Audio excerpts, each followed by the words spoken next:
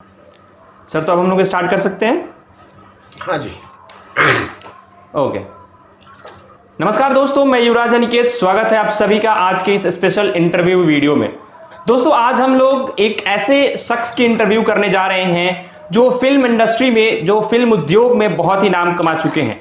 जी हाँ दोस्तों, हम लोग एक ऐसे डायरेक्टर की कहानी आज देखने वाले हैं जिन्होंने साल 1998 में इस फिल्म उद्योग में कदम रखा और आज इतने मुकाम पे हैं कि एक बहुत ही बेहतरीन और बहुत ही लंबे समय से काम कर रहे हैं और अच्छी अच्छी फिल्मों को उन्होंने डायरेक्ट किया है। तो दोस्तों स्वागत करते हैं हम लोग अपने चैनल पे फिल्म उद्योग के एक नामी गामी डायरेक्टर और प्रोड्यूसर अखिलेश कुमार उपाध्याय जी का। नमस्कार सर, स्वागत है आपका हमारे चैनल पे। Thank you. हाँ सर, जैसा कि मैं अपने दर्शकों को बताया कि सर अखिलेश जी जो हैं वो फिल्म इंडस्ट्री में एक डायरेक्टर और प्रोड्यूसर हैं और बहुत समय से काम कर रहे हैं। तो मैं चाहूंगा सर, मैंने एक शॉर्ट इंट्रोडक्शन दिया अपने व्यूअर्स को और आपके फैंस को। मैं चाहूंगा कि आप एक अपना इंट्रोडक्शन छोटे से ही शब्दों में, लेकिन आप अपना इंट्रोडक्शन खुद दें सर, एक छोटा सा। पहली बात तो आपके चैनल के माध्यम से और आपकी टीम के माध्यम से समस्त भारतवासियों को मेरा प्रणाम स्वीकार हो। और जी। मैं अखिलेश कुमार उपाध्याय, गोरखपुर से पठन पाठन मेरा शुरू हुआ और 98 में मैं फिल्म जगत में अपने करियर को संभालने के लिए अपना कदम रखा जी। और बहुत ही काफ़ी कुछ कठिनाइयों का सामना करते हुए इस मुकाम पे पहुंचा हूं कि जहां पूरे प्रदेश की नहीं बल्कि पूरे देश की नहीं बल्कि इंटरनेशनल लेवल पर लोगों का आशीर्वाद मिल रहा है। जी जी बिल्कुल। महानता है और एक बहुत ही सकुशल कार्य संपन्न चल रहा है जो बहुत ही दिल में खुशी है और एक उन्माद भरा हुआ है कि हमारा भारत देश हमारी आने वाली सिनेमा को एक अच्छे लंबे समय से इंतजार करने के बाद और बहुत ही जल्द वह घड़ी आने वाली है कि उनके थिएटर पे, OTT प्लेटफॉर्म पे, उनके चैनल पे मिलेगी। जी जी, मैं अपने दर्शकों को ये बता दूं, हालांकि हम लोग उसके बारे में और डिटेल में बात करेंगे आगे, फिर भी मैं अपने दर्शकों को ये बता दूं कि सर की प्रोड्यूस करी एक फिल्म आने वाली है द सीक्रेट पॉकेटमार, जिनमें स्टार किए गए हैं आयुष उपाध्याय जो इनके बेटे हैं, और वो अभी फिल्म आगे नवंबर या दिसंबर तक लॉन्च होने वाली है। तो ये फिल्म की टीजर भी अभी लॉन्च हो चुकी है, आज ही के दिन वो टीजर लॉन्च हुई है। फोटोफिट यूट्यूब चैनल पर आप लोग चाह करके चाहे तो देख सकते हैं और लाइक करें जरूर। मैं इसका वो जो टीजर की जो डिस्क्रिप्शन बॉक्स में मैं उनका लिंक दे दूंगा, आप लोग जरूर देखिएगा। सर मैं अपना अगला सवाल आपसे ये कर रहा हूं कि सर आपने इस फील्ड में आने का कब सोचा?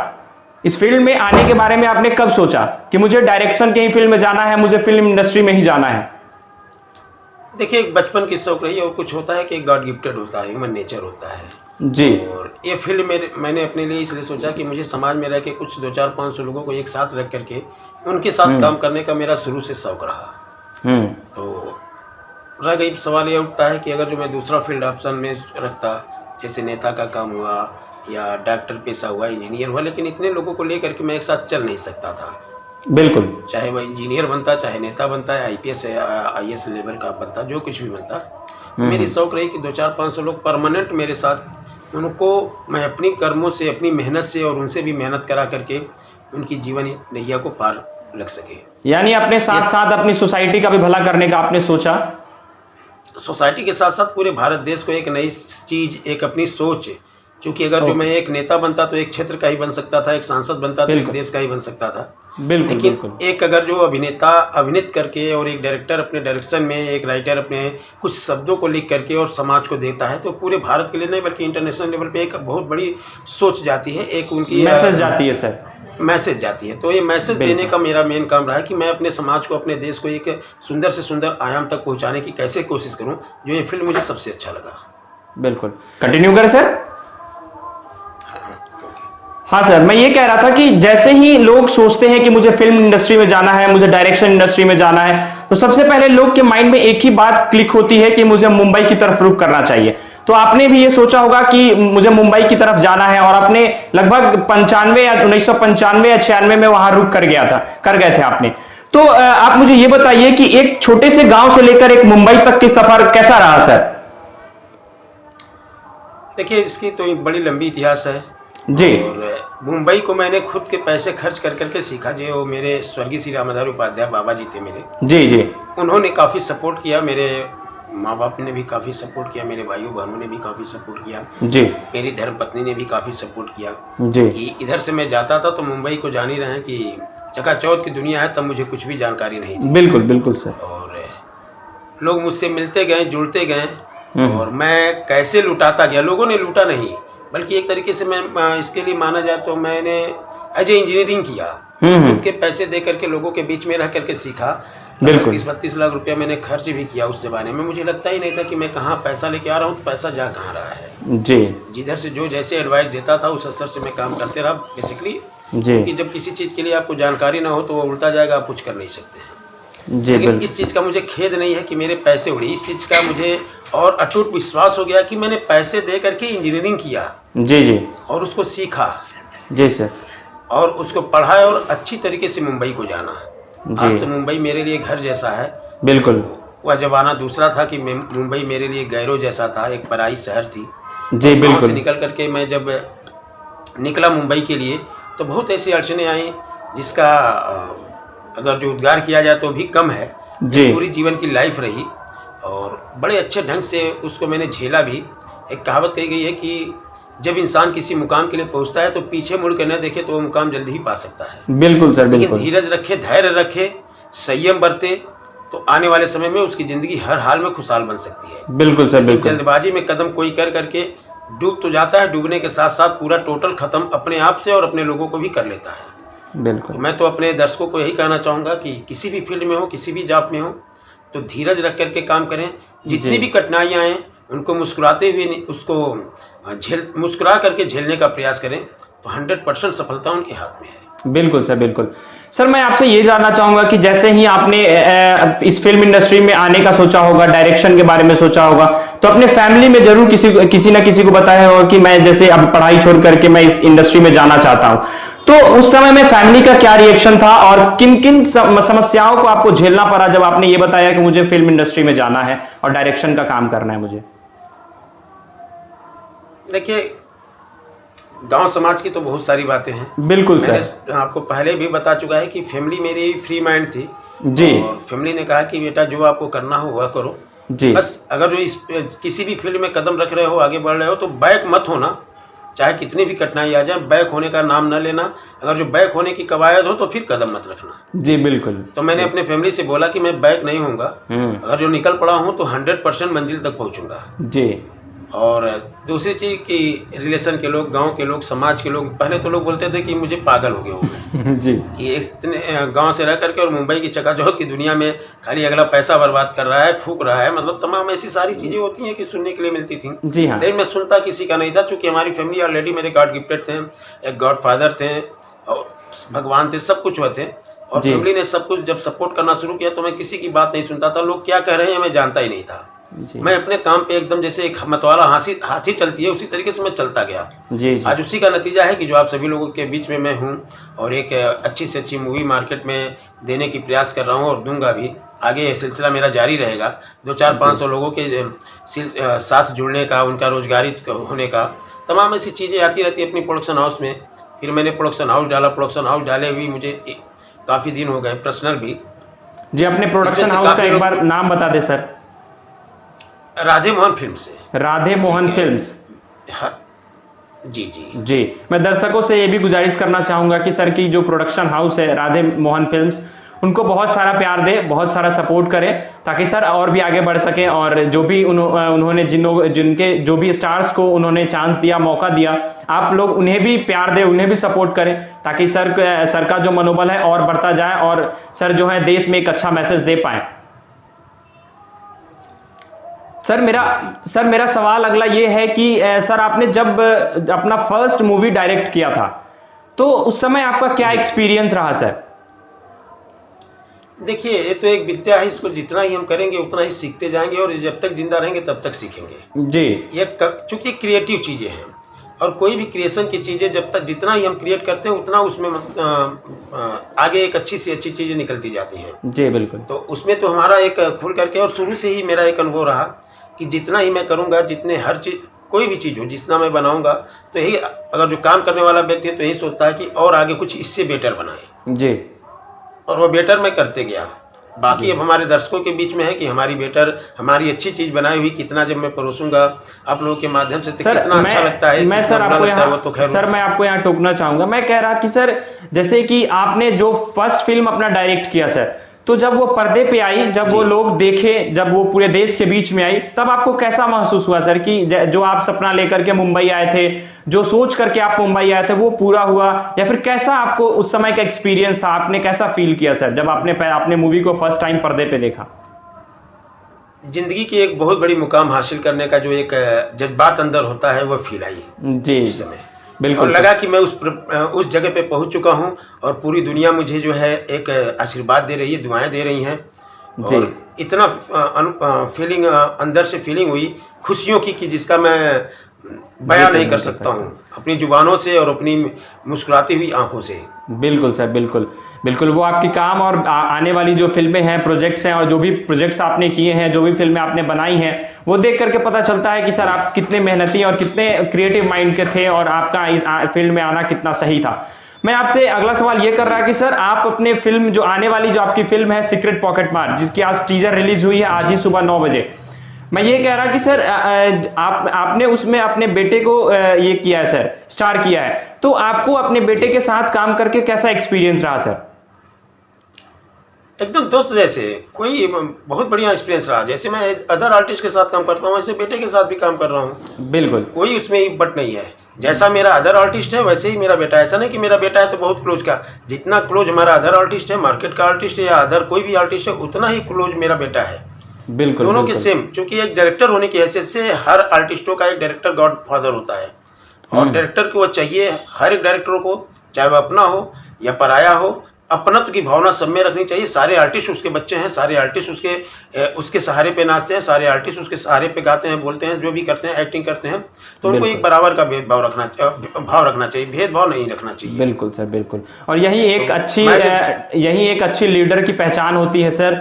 और डायरेक्टर जो है एक तौर पे हम ये भी कह सकते हैं कि वो फिल्म जो भी बनती है वो उनके ही निर्देशन में और उन्हीं के लीडरशिप में बनती है सर। तो ये नेचर रखना बहुत ही जरूरी होता है एक डायरेक्टर के लिए और एक प्रोड्यूसर के लिए। तो आपका ये नेचर जान के मुझे बहुत ही खुशी मिली सर। और मैं आपसे ये जानना चाहता हूँ कि सर आपकी जो ये आने वाली फिल्म है सीक्रेट पॉकेटमार, जो कि एक बॉलीवुड फिल्म है और आयुष उपाध्याय जी का ये एक डेब्यू फिल्म भी कहा जा सकता है सर, तो इस फिल्म के बारे में आप मुझे कुछ बताएं सर। जी। कैसा फिल्म है, किस टॉपिक पे है? देखिए, फिल्म का तो ज्यादा मैं कुछ नहीं बता सकता हूँ, टीजर से तो हमारे दर्शकों को कुछ ना कुछ पता आज चल ही गया होगा। बिल्कुल, फिर भी थोड़ा सा एक सर जहां तक रह गई बात की फिल्म की,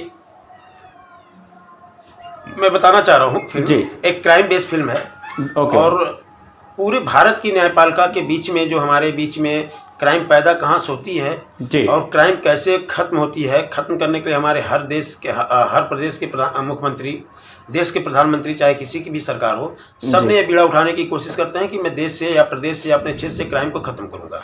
बिल्कुल सर। बट उसके बावजूद भी दिन प्रतिदिन इतनी पुलिस की मुस्तैदी होने के बावजूद भी, इतनी प्रशासन की मुस्तैदी होने के बावजूद भी क्राइम दिन प्रतिदिन उसके 4 गुना बढ़ते जा रहे हैं। इसके पीछे मुख्य कारण क्या है? समाज या खुद उनके माँ बाप या उनकी शिक्षा व्यवस्था या शासन या प्रशासन, इसकी पर्दाफाश कर रही है सीक्रेट पॉकेटमार। Okay sir, okay.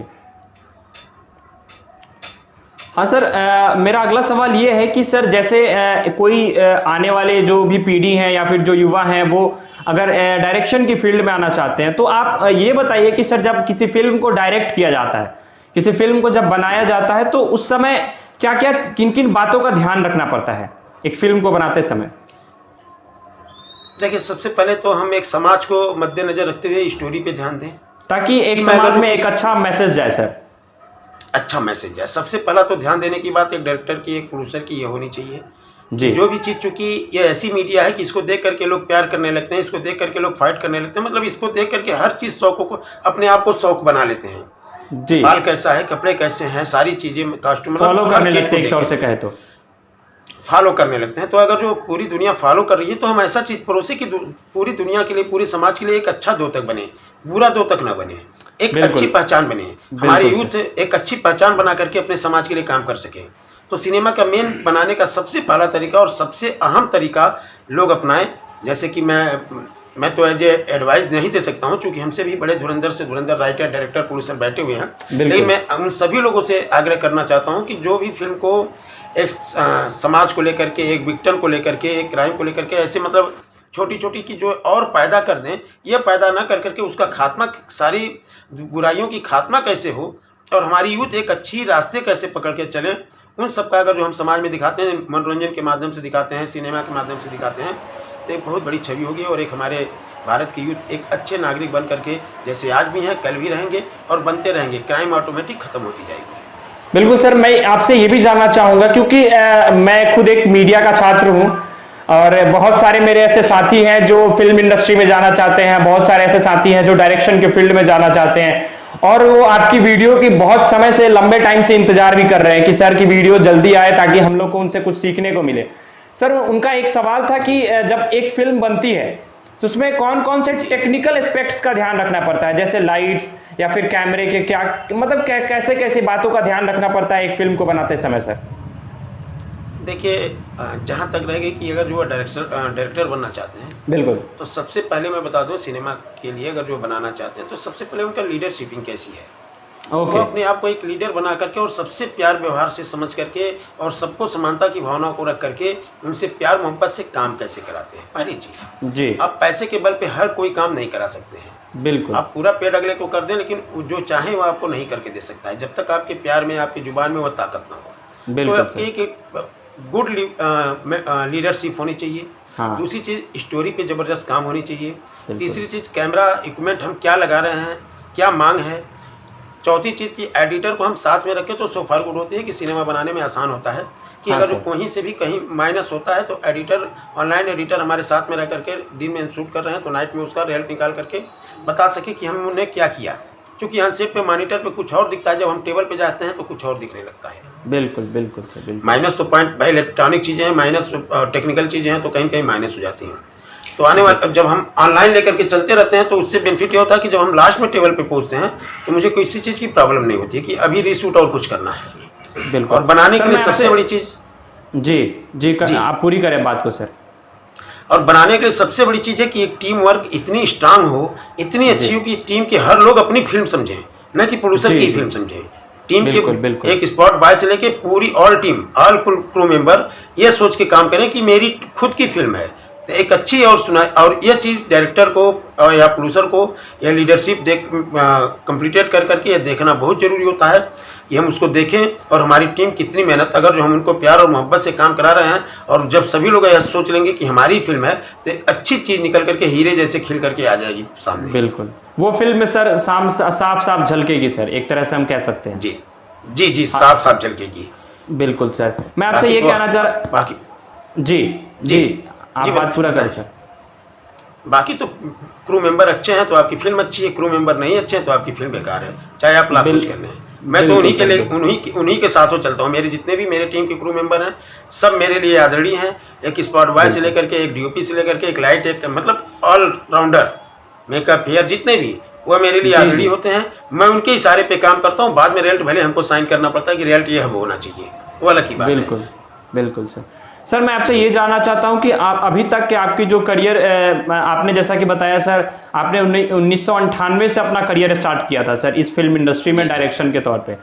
सर, मैं ये जानना चाहता हूं कि अभी 2021 तक आपने कितने फिल्मों को डायरेक्ट किया है और कितने फिल्मों को प्रोड्यूस किया है सर?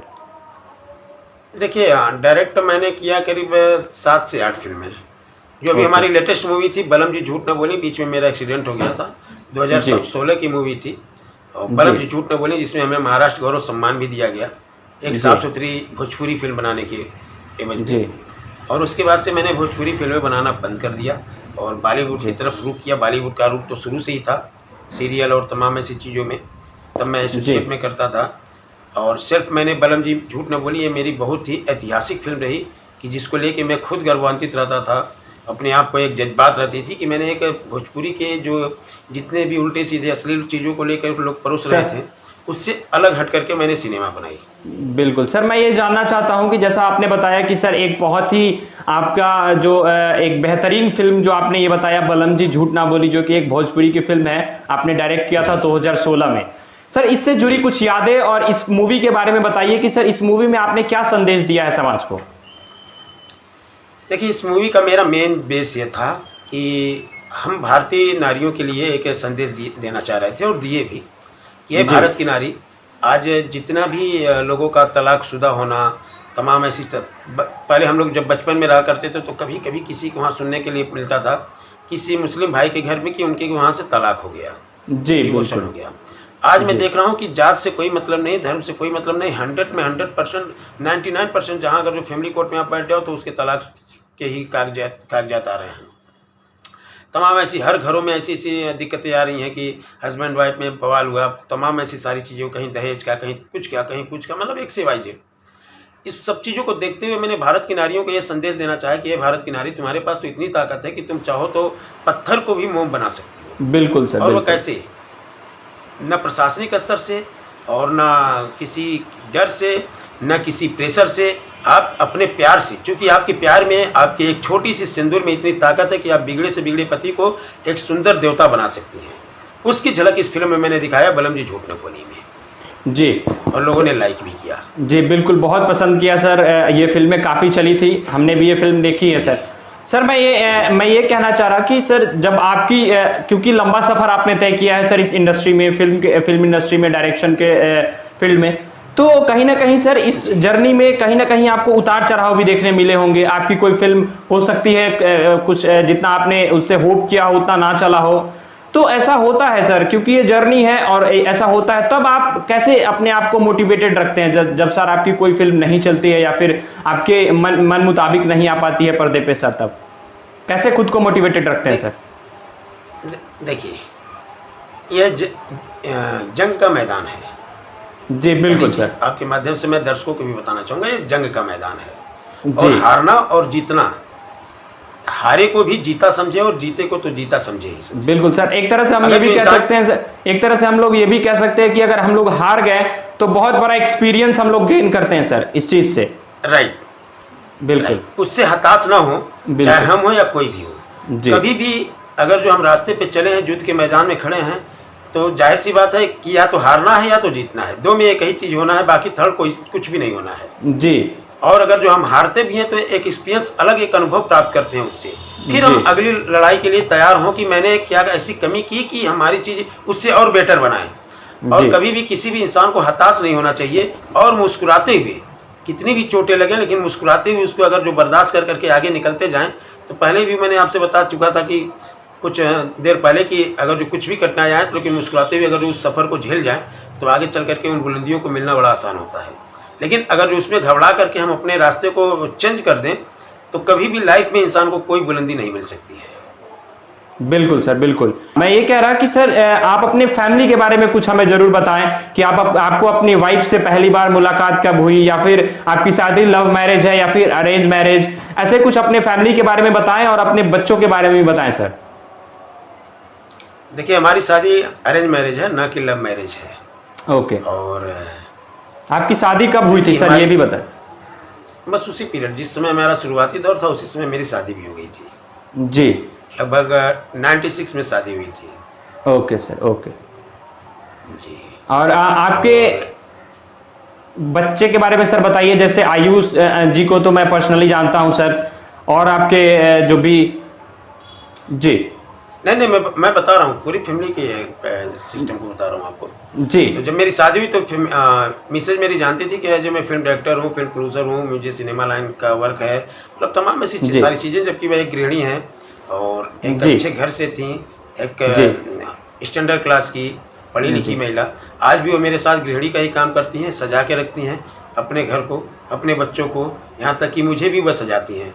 और बहुत ही काफ़ी श्रेय रहा उन्होंने, जिस स्तर से मैं बीच की लाइफ स्टाइलों को झेला, बीच की सारी दिक्कतों को झेला, उन्होंने हर कदम कदम पे मेरा साथ रख करके मेरे साथ चलने का हर अथक प्रयास किया, जिसके लिए आज भी मैं आभारी हूँ आप लोगों के माध्यम से और जीवन भर आभारी रहूँगा। और बच्चों को हमें कभी उन्होंने एहसास ही नहीं होने दिया कि आज उनके पास क्या है या क्या नहीं है, किस स्थितियों से हम चले हैं, किस स्थितियों तक पहुँच रहे हैं, कभी उन्होंने ऐसा अनुमोदित होने ही नहीं दिया, उद्गार होने ही नहीं दिया। इसके लिए तो मैं बहुत बड़ा धन्यवाद उनको देना चाहता हूँ। साथ में बच्चों का उन्होंने लालन पोषण भी किया और यहाँ तक कि अपने सास ससुर का भी काफ़ी ध्यान उन्होंने रखा। 2 बहनें हैं मेरी, उनकी भी, मतलब ऑल फैमिली लेकर के चलने वाली वो महिला थी। आज भी मेरे साथ हैं वो, और हर समय पे, हर पल पे एक मुस्कुराते हुए, चाहे कितनों भी दुख की घड़ी हो, मुस्कुराते हुए साथ देने का काम किया। जो आज इस मुकाम पे हम पहुँचे हैं, यह इन्हीं सारे लोगों का, बच्चों का भी वही हालत रहा। आयुष के लिए तो आप जान ही रहे हैं।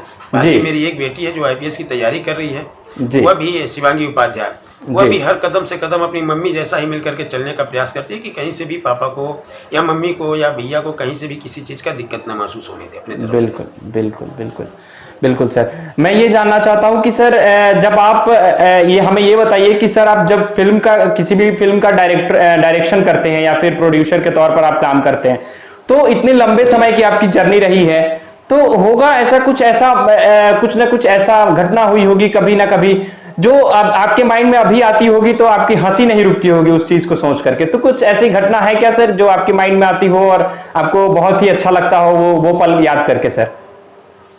हाँ, एक जमाना था कि जब पहले ATM भी नहीं रहते थे, ऐसे मोबाइल भी नहीं रहते थे जी। तो 96 में, 97 की बात कर रहा हूँ, तो ATM का ऐसा कुछ प्राविधान नहीं था जी। तो अब जब हंसने की बात कही तो मैं सीधे बोलता हूँ कि गांव के लोग लंगोटा पहनते थे जी, अंडरवियर के नीचे। जी जी। उसमें मैं पैसे बांध करके कि कोई पॉकेट मार ले, कोई और न चुरा ले, तो उसमें पैसे बांध करके मैं लेकर के फर्स्ट क्लास AC से कुशीनगर ट्रेन से मुंबई जाता था। जब उधर से आने की बात होती तो 196 रुपये का टिकट लेके मैं जनरल में आता था, बाथरूम में बैठ करके। जी। अब इससे ज्यादा तो एक्सपीरियंस में और कुछ भी नहीं बता सकता। बिल्कुल सर, बिल्कुल। ये बातें जब मैं सोचता हूँ तो बहुत ही हंसी खुद की आती है और ऑल फैमिली हम लोग बैठ के बहुत फिर भी सर जितना आपने संघर्ष किया सर, और आज आपके जो भी पैतृक लोग हैं, जो भी आपके पिता दादाजी जो भी लोग हैं, उनके आशीर्वाद से और आप सर आज इतने मुकाम पे हैं कि सर आप अपने साथ साथ अपने नीचे 400-500 लोगों या फिर 1000 लोगों को मतलब रोजगार देते हैं, उनका पेट चलाते हैं सर। ये बहुत ही बड़ी बात है सर। मैं रोजगार नहीं दे सकता हूँ, मैं रोजगार नहीं देता हूँ, उनसे काम लेता हूँ, उनको पेमेंट देता हूँ। बिल्कुल सर, बिल्कुल काम देता हूँ। बिल्कुल सर। रोजगार और उनका पेट चलाने का काम तो ऊपर वाले का है, मेरा काम थोड़ी है। बिल्कुल सर, बिल्कुल। ये आपका बड़प्पन है सर। एक ही मालिक है, वह कर सकता है। ये आपका बड़प्पन है। मैं तो उन्हीं लोगों के अधीन होकर के अपना काम करता हूं और उनसे करवाता हूं, उनके हिसाब से, उनके काम करने के नतीजा। आज वो लोग नए काम करते हैं, मेरे सारे क्रू मेंबर, तो मैं कहाँ डायरेक्टर बन पाता, मैं इतनी अच्छी से अच्छी मूवी कहाँ मार्केट में दे पाता, आप लोगों के माध्यम से लोगों को कहाँ जोड़ पाता। बिल्कुल, काम तो वो लोग करते हैं ना। बिल्कुल सर। तो सबसे बड़ी तो मानता हूँ लोग कि मैं अपने स्पॉट बॉय को भी सलूट मारता हूँ कि जो बड़े ही प्यार से और बड़े ही मेहनत से अपने काम पे लगा रहता है। बाकी और क्रू मेंबरों को तो छोड़ ही दीजिए। बिल्कुल सर, ये आपका से लेके जेड तक मैं सबको लाइक करता हूँ जी। ये आपका बहुत बहुत बड़ा बड़प्पन है सर जो आप ये कह रहे हैं। फिर भी सर मैं आपका स्वागत करता हूं इस बात का सर। मैं ये जानना चाहता हूं क्योंकि मैंने इस वीडियो के थंबनेल पे एक चीज लिखी है सर कि आपने जब इस फिल्म इंडस्ट्री की इतनी बड़ी आपकी जर्नी रही है सर, 20-22 साल या 24 साल की जर्नी रही है सर, इस बीच में आपने जब मुंबई आया और ये डायरेक्शन सीखने से पहले आपने करीब 32 लाख रुपए, 30-32 लाख रुपए आप गंवाए सर इस चीज को सीखने के लिए सर। मैं इस कहानी के बारे में जानना चाहूंगा कि ये कैसे हुई सर, 32 लाख आपने कैसे गंवाए, और उस जमाने में 32 लाख सर बहुत ही मायने रखते थे सर। तो ऐसे में आप हमें इस बारे में बताएं ताकि लोग मोटिवेटेड हो। लोग बहुत जल्दी हार मान जाते हैं इस चीज में आने के बाद, जब उन्हें सफलता नहीं मिलती, इंस्टेंट सफलता नहीं मिलती है, तो लोग बहुत जल्दी हार मान जाते हैं और इस इंडस्ट्री को छोड़ जाते हैं।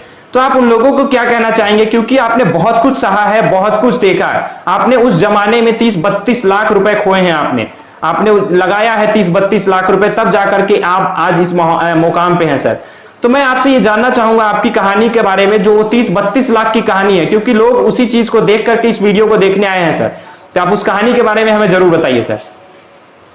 देखिए, वह समय कुछ और था जी। एक मेरी शुरुआती थी जिसके लिए मैं LKG का छात्र था जी, मुंबई के लिए LKG का छात्र था जी, और रह गई अंदर से एक जुनून थी जी, अंदर से एक हौसला था जी। फैमिली बैकिंग अच्छी रही, जिन्होंने जब भी मैं मांगा अपने दादाजी से, अपने पिताजी से, अपनी माताजी से, जैसे भी जो भी कुछ है मतलब मैंने फरमाइश किया तो उन लोगों ने पूरा करने की हर समय कोशिश करते रहे जी। और जब मैं निकला तो एक बहुत ही चमक दमक की दुनिया में मैं खुद बिखर गया कि ये है क्या और इसको मैं कैसे पार कर पाऊंगा, इन समुद्र के किनारे इन बसे हुए घनी बस्तियों को जी। लेकिन उसके बावजूद भी मैंने एक एक कड़ी कर करके चुनना शुरू किया। कुछ लोग मिले जिनका मैं नाम तो नहीं ले सकता हूँ जी, बिल्कुल। अगर जो उन्होंने मुझसे 1 रुपया भी खाया तो उन्होंने एक तरीके से मुझे गुरु का ज्ञान दिया। गुरु का ज्ञान देने का मतलब कि अगर जो मैं आपके साथ चीट करता हूं तो एक बार चीट करता हूं, लेकिन आप इस चीज की जानकारी 100% ले लेते हैं कि अब आप चीट कैसे होते हैं। आप उस समय आप एक्सपीरियंस गेन कर पाते हैं सर जी, एक्सपीरियंस ले पाते हैं उन सब चीजों से सर, सीख मिलती है एक तरह से हम कह सकते हैं। जी जी जी जी, सीख मिलती है, तो इसलिए मैं आगे तो कुछ नहीं बता सकता हूँ। और धीरे धीरे मैंने बोला ना कि लंगोटे में पैसा बात के लेके जाता था 4 लाख 5 लाख रुपए, और मुंबई में हफ्ते 10 दिन 15 दिन रहने के बाद कोई किधर मिल गया सर, इनको 20,000 देना है, कोई कहीं किधर मिल गया, मतलब एक प्रोड्यूसर बन के गया था। और बड़ी अच्छी शौक थी भी, लेकिन जब पता चला अगले दिन अगले बंदे का पता नहीं, तो मुंबई गलत नहीं है, गलत और वो चकाचौंध की जो दुनिया है, आप एलकेजी में पढ़ रहे हैं तो ए से जेड तक नहीं आएगा तो टीचर तो आपको मारेगा ही मारेगा। तो मैं समझता हूँ कि वो जो मेरा पैसा गया वो तो मैंने मार खा के पढ़ा, जी ऐसा कुछ नहीं है, बिल्कुल वो मैंने मार खा के टीचर के छड़ी से मैंने पीटा गया, और पीटने के बाद मुझे एक्सपीरियंस मिला कि नहीं ऐसे नहीं, ऐसे करना चाहिए। तो सीखने का अंदाज मतलब सब कुछ मैं शॉर्टकट में मतलब कम शब्दों में बताना चाहूँगा। ये जो मेरा एक्सपीरियंस रहा, मैं लोगों से यही कहूँगा जो मेरे साथ ऐसा हुआ और मैंने पढ़ा, तो लोग हर लोग ऐसा ना करें कि मैं 32 लाख 40 लाख आज के डेट में 2 करोड़ 3 करोड़ लगा के जाके सीखें, ऐसा ना करें जी। लेकिन अगर जो किसी को ऐसी प्लेटफॉर्म नहीं मिलती है जी, तो वह बेहिचक आपके माध्यम से राधेमोहन फिल्म प्रोडक्शन हाउस उनका सत्कार करता है, आदर करता है। अगर जो उस लायक हैं तो आए, उनको ब्रेक देगा राधेमोहन फिल्म।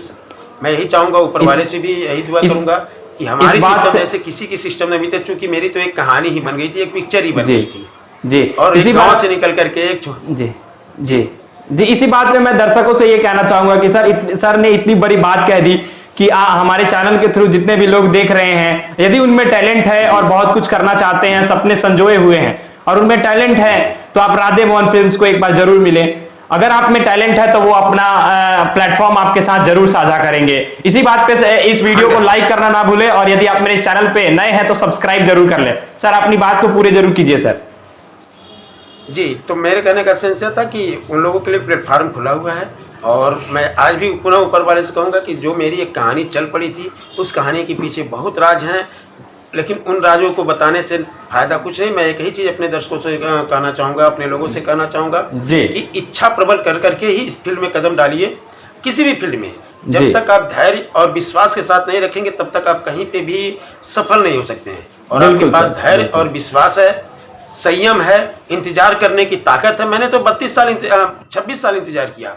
आज मुझे लोग, आप लोग जान रहे हैं, सारे लोग जान रहे हैं, इसके पहले तो मुझे कोई नहीं जानता था, लेकिन फिर भी मैं इंतजार करता रहा कि आज नहीं कल तो सूरज उगेगा ही, अंधेरा है तो उजाला आना ही आना है। इस चीज को कायम रख करके अगर जो अपने दिमाग पे, दिलो दिमाग पे लोग चलते हैं, तो आने वाले दिनों में वह एक सफल डायरेक्टर, एक सफल एक्टर, एक सफल प्रोड्यूसर, एक सफल डीओपी, मतलब एनीवे जिस फील्ड में भी जाना चाहते हैं, एक सफल बन सकते हैं। ये मैं आपके माध्यम से लोगों को बताना चाहता हूँ। सर ये इसमें मैं एक छोटा सा बात जोड़ना चाहूंगा कि सर यदि किसी लोहे को सर अगर किसी आकार में बदलना हो या किसी आकार में ढलना हो, तो सर उसे आग में भी तपना पड़ता है सर। तो वही बात सर हमारे अखिलेश सर के साथ भी रही कि वो अपने जो शुरुआती समय थे, जो 32 लाख गंवाए, वो एक तरह से हम कह सकते हैं कि वो आग में तपे थे, और वहीं आग में तपना एक अच्छा आकार लेकर के आज निकले हैं, जो बॉलीवुड में आज बहुत ही अच्छा काम कर रहे हैं, लोगों को और सोसाइटी में एक अच्छा समाज में एक मैसेज भी दे रहे हैं सर। उसके लिए बहुत बहुत धन्यवाद सर आपको, और आने वाली जो आपकी फिल्म है उसके लिए एक बार और सर आपको बहुत बहुत शुभकामनाएं सर। Thank you sir. आपकी एक और जो प्रोजेक्ट है जिस पे आप काम कर रहे हैं, जो आने वाली एक कोई प्रोजेक्ट है सर, उसके बारे में मुझे बताएं, जिसकी आप भी डायरेक्शन कर रहे हैं सर।